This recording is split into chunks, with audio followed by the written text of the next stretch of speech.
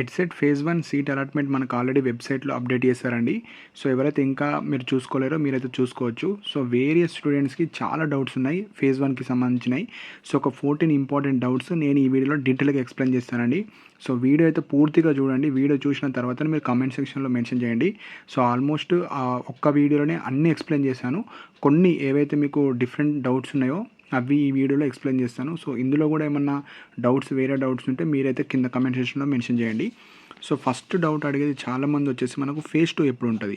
So కొంతమందికి phase 1లో seat రాలేదు. నేను చాలాసార్లు చెప్పాను, మీరు ఎక్కువ కాలేజ్ పెట్టాలి. ఎక్కువ కాలేజ్ పెడితేనే సీట్ వస్తుంది. ఎందుకంటే అందులో మెథడాలజీ వైజ్ ఉంటాయి. సో అన్ని సీట్స్కి మీరు ఎలిజిబుల్ కాదు. మెథడాలజీ వైజ్ ఎలిజిబుల్ అండ్ మెథడాలజీలో కూడా క్యాస్ట్ వైజ్ ఉంటాయి. సో మీ క్యాస్ట్కి కొన్ని సీట్స్ ఉంటాయి, అందులో మీరు టాప్ ఉంటే మీకు వస్తుంది, లేదంటే రాదు. సో ఫేజ్ 2లో ఎక్కువ వెబ్ ఆప్షన్స్ పెట్టడానికి ట్రై చేయండి.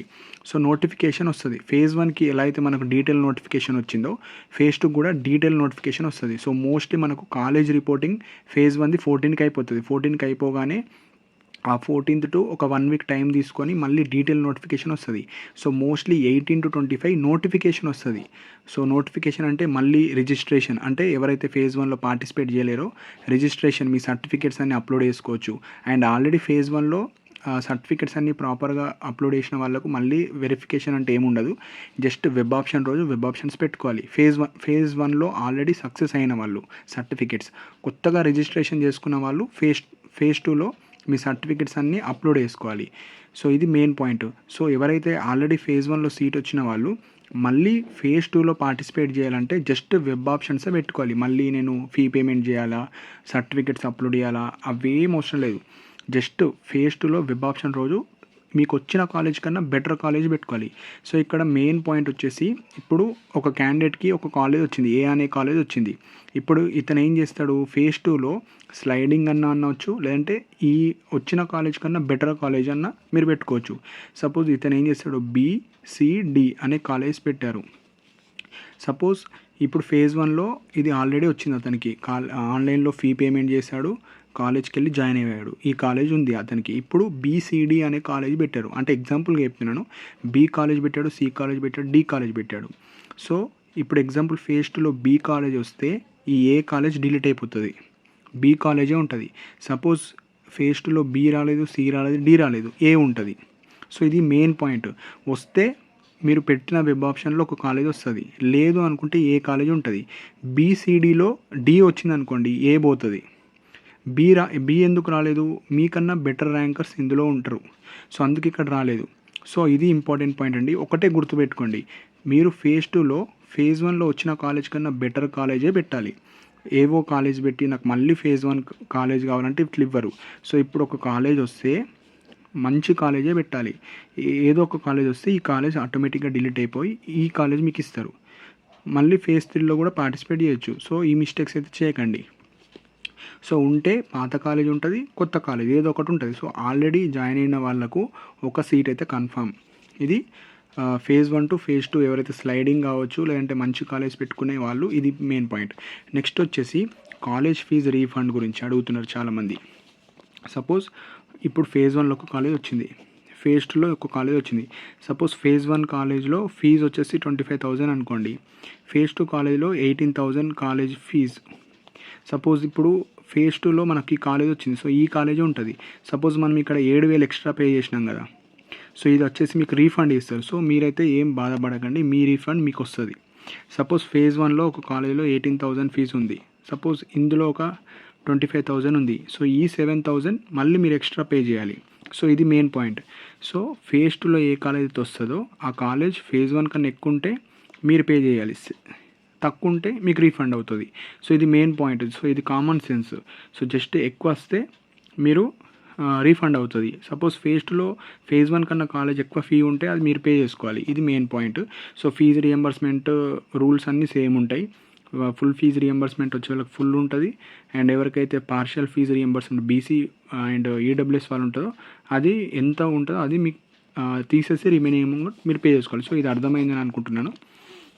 సో ఇది college refund. So college refund process అనేది ఫేజ్ 1, ఫేజ్ 2, ఫేజ్ 3 తర్వాత ఉంటుంది. And phase 1 to phase 2 college change అయితే ఈ అమౌంట్ ఆటోమేటిక్గా కాలేజ్కి ట్రాన్స్ఫర్ అవుతుంది. మిగతా ఏదన్నా ఎక్కువ ఫీ ఉంటే అది మీకు పే చేసుకోవాలి. సో అది మెయిన్ పాయింట్. నెక్స్ట్ వచ్చేసి fees payment and college reporting. So phase 1లో వచ్చిన వాళ్ళు మళ్ళీ అడుగుతున్నారు, డీటెయిల్గా ఎక్స్ప్లెయిన్ చేశాను.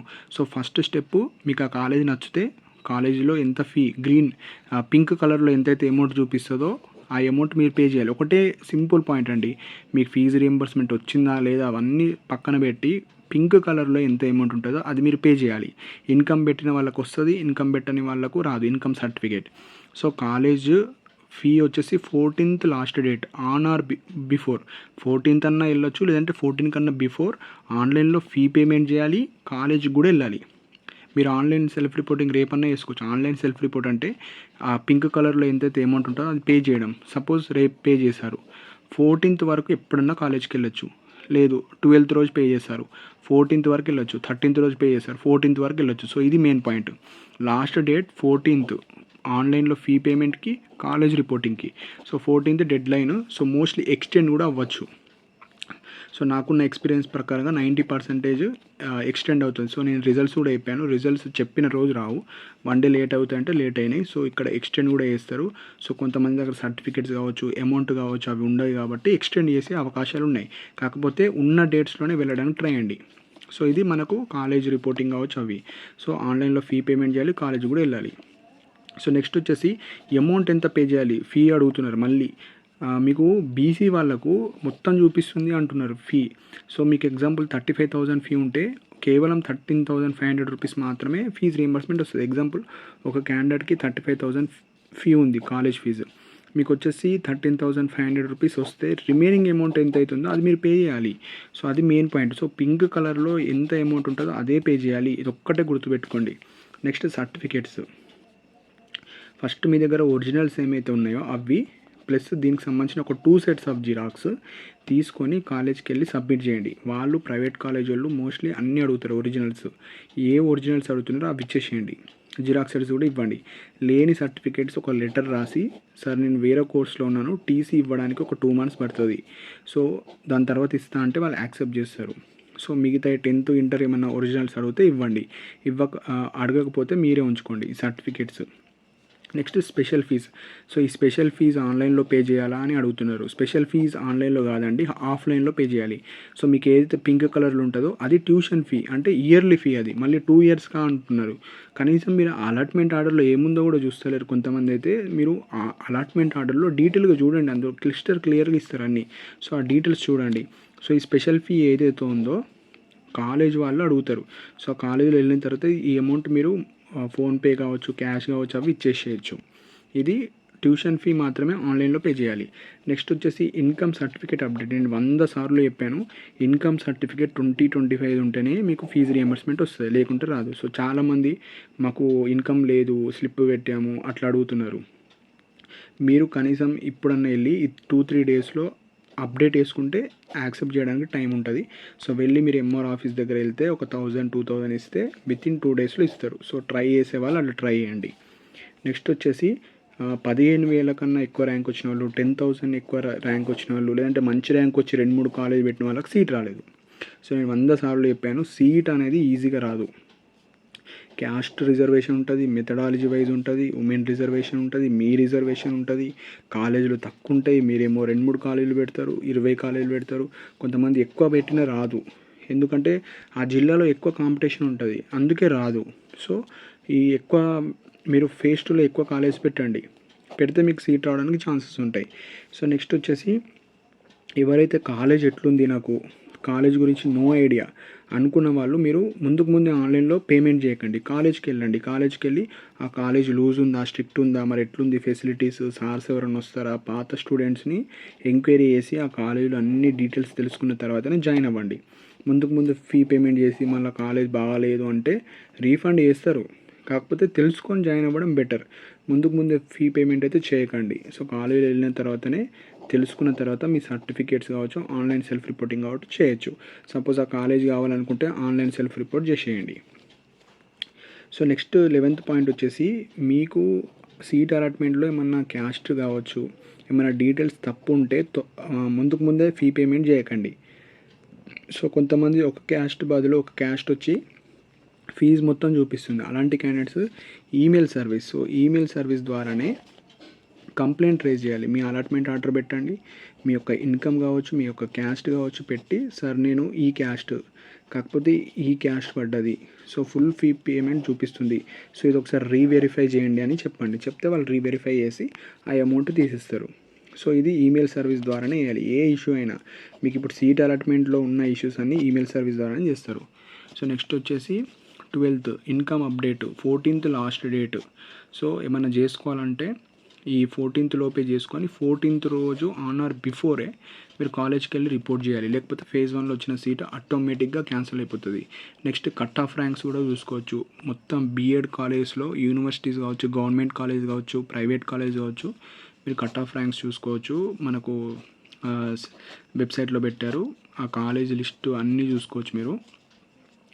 అండ్ ఈ కట్ ఆఫ్ ర్యాంక్స్ దేనికి యూజ్ అవుతుందంటే, ఎవరికైతే పెద్ద ర్యాంక్ వచ్చిన వాళ్ళకి అసలు ఏ కాలేజీలో సీట్ వేకెన్సీస్ ఉన్నాయి, ఏ కాలేజీలో ఏ ర్యాంక్ వరకు తీసుకున్నారు, అలాంటివి చూసి మీరు ప్రాపర్గా వెబ్ ఆప్షన్స్ పెట్టుకోవచ్చు. నెక్స్ట్ 14th పాయింట్ వచ్చేసి ఫీ పేమెంట్ చేయాలి. సో మీ మొబైల్లోనే వేసుకోవచ్చు, క్రెడిట్ కార్డు కావచ్చు, డెబిట్ కార్డు కావచ్చు, అవి దాని ద్వారా మీరు ఫీ పేమెంట్ చేయండి. అండ్ మీకు అలాట్మెంట్ ఆర్డర్ వస్తుంది. అలాట్మెంట్ ఆర్డర్ డౌన్లోడ్ చేసుకొని అది సర్టిఫికేట్స్ తీసుకొని మీకు ఏ కాలేజ్ అయితే వచ్చిందో ఆ కాలేజ్కి వెళ్ళాలి. సో అలాట్మెంట్ ఆర్డర్ అంటారు దాన్ని. సో ఇవి ఇంపార్టెంట్ పాయింట్స్ అండి. సో ముందు అయితే అమౌంట్ పే చేయకండి. మీకు కాలేజ్ నచ్చితే పేమెంట్ చేయండి. అన్నీ ప్రాపర్గా పడితేనే మీకు లిస్ట్లో, లైక్ మీ సీట్ అలాట్మెంట్లో ప్రాపర్గా అన్నీ పడితేనే మీరు ఫీ పేమెంట్ చేసి జాయిన్ అవ్వండి. లేదనుకుంటే ఫేజ్ 2లో పార్టిసిపేట్ చేయొచ్చు. ఫేజ్ 1 టు ఫేజ్ 2 వెళ్ళే వాళ్ళు ఉంటే ఫేజ్ 1 కాలేజ్ ఉంటుంది, లేదంటే ఫేజ్ 2లో మీరు పెట్టిన దాంట్లో ఒకటి వస్తుంది. సో ఒకటైతే పక్కా సీట్ మీకు. ఫేజ్ 1లో రాని వాళ్ళు ఎక్కువ కాలేజ్ పెట్టాలి. ఎన్ని ఎక్కువ పెడితే అంత మంచిదని 100 సార్లు చెప్పాను. సో చాలామంది మిస్టేక్ చేశారు. సో అందుకే మీకు సీట్ అయితే రాలేదు. సో మీరు ఫేజ్ 2లో ఎక్కువ కాలేజ్ పెట్టండి. సో బీఎడ్ ఈజీగా వస్తుంది సీట్. కాకపోతే చాలామంది కొన్ని కాలేజెస్ పెడతారు. సో మీకు దూరం వచ్చినా పర్లేదు, సీట్ అయితే కావాలి కాబట్టి మీరు ఎక్కువ కాలేజ్ పెట్టండి. సో ఇవి ఇంపార్టెంట్ పాయింట్స్ అండి. సో మీకు ఏమైనా డౌట్స్ ఉంటే కింద కమెంట్ సెక్షన్లో మెన్షన్ చేయండి. అండ్ ఇలాంటి అప్డేట్స్ కోసం మన ఛానల్ని సబ్స్క్రైబ్ చేసుకోండి. And thank you for watching my video.